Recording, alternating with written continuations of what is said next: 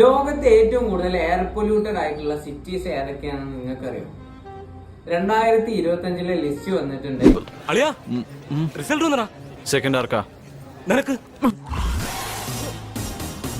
ഇന്ത്യയും പാകിസ്ഥാനൊക്കെ എന്തായാലും അതിലുണ്ടാവും നമുക്കറിയാം.